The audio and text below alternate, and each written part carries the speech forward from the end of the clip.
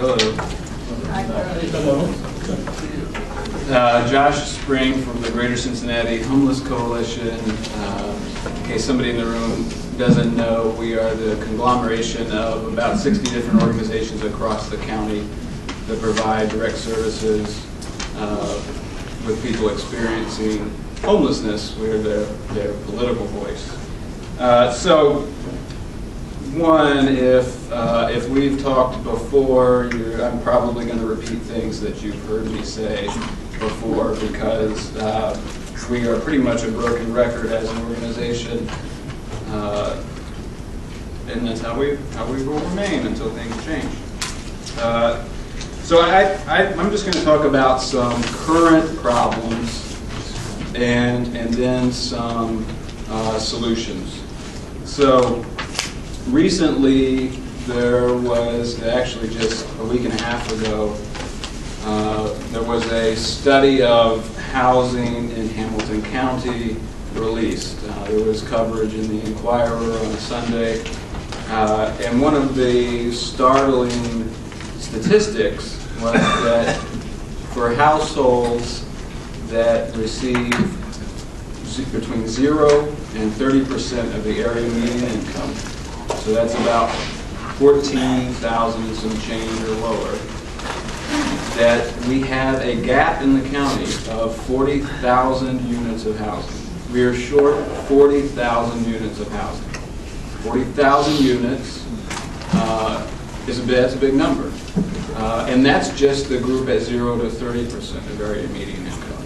That doesn't include people 31 up to the poverty line, or up to the median income. Median income, I believe right around $50,000. So, while that is a startling number, it's something that I believe our member organizations, and certainly our primary constituency, folks without homes, those folks already knew that there was a major problem. Our family shelters, we have 4 family shelters in this county, mostly in the city. They have 200 beds. Families call a triage line when they need shelter to get in. Right now, I believe the numbers will show that in 2016, only about 11% of the families that sought shelter received shelter. 11%. And if you add in any other services that may have been offered, like, say, they call it shelter diversion, so say a bit of money would help you stay in the place you're in, resources available to that made it such that 25% received something. So 75% of families that called received absolutely nothing. And that's not a problem of the family shelter system. It's not a problem that they caused or created, or they're not working hard enough. They, in fact, never close. They work every hour, constantly. It's not just a figurative thing. They never close.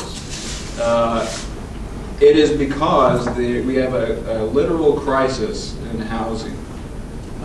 We do not have adequate, affordable housing for people. And then if we look at the single adult side, Lighthouse's shelter at Highland and McMillan, for people age 18 to their 25th birthday, they're just always full.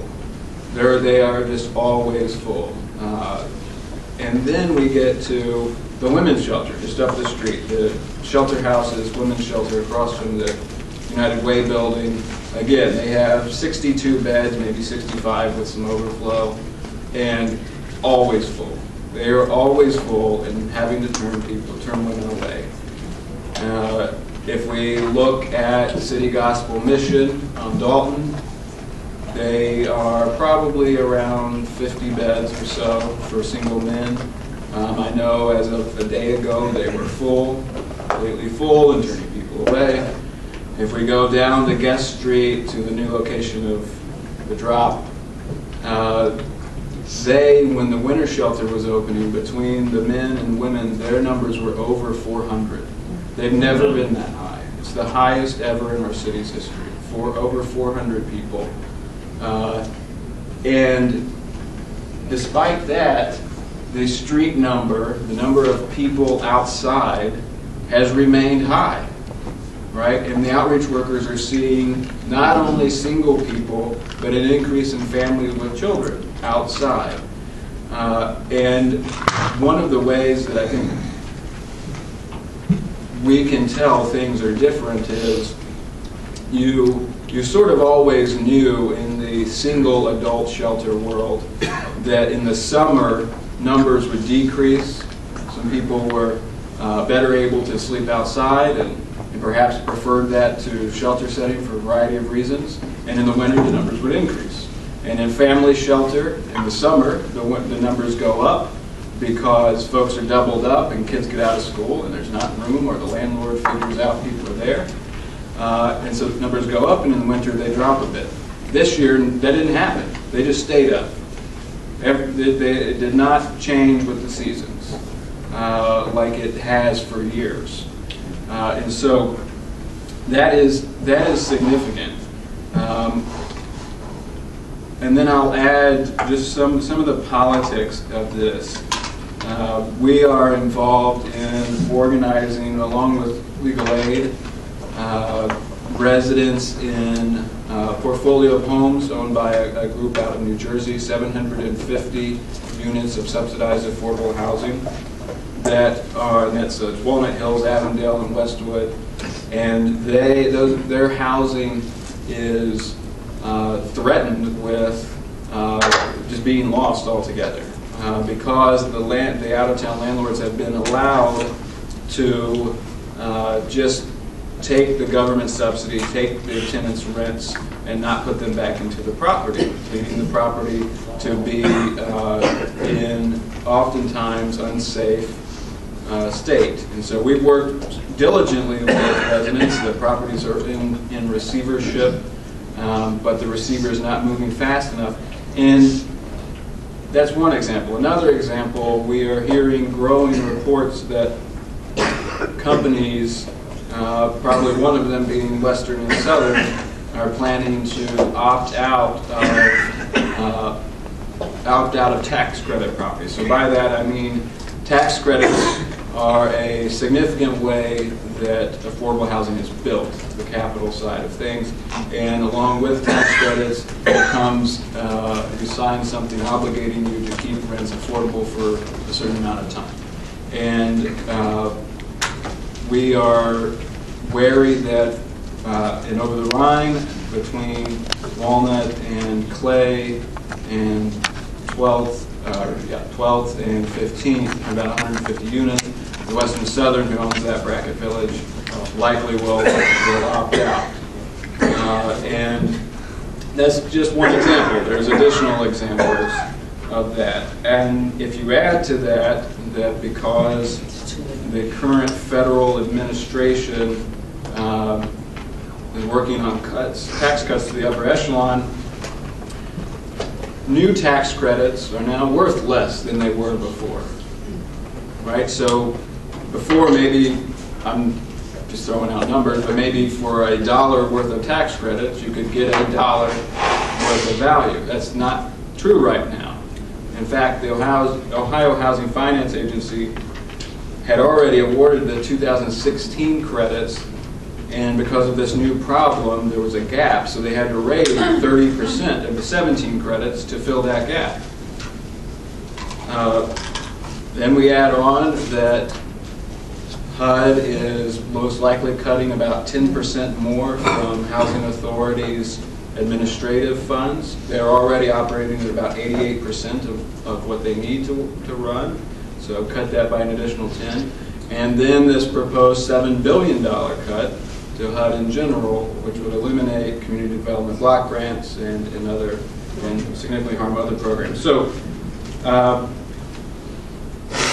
point being that there are major problems, both local, state, and federal.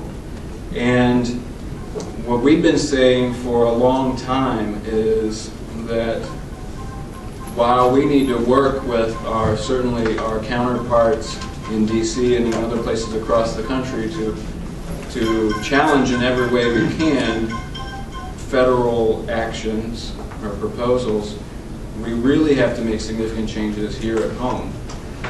And what we're working on with our sister group, Affordable Housing Advocates, is we want to see the passage in the city and in the county of a local affordable housing trust fund. So I've talked about that in this room before. A trust fund, simply put, there can be various ways of funding said trust fund, but simply put is a municipally run and funded fund to build or renovate, create new affordable housing. And so there's a variety of ways you can fund it. One way is through charging developers extra fees as they're developing market rate housing. Another way is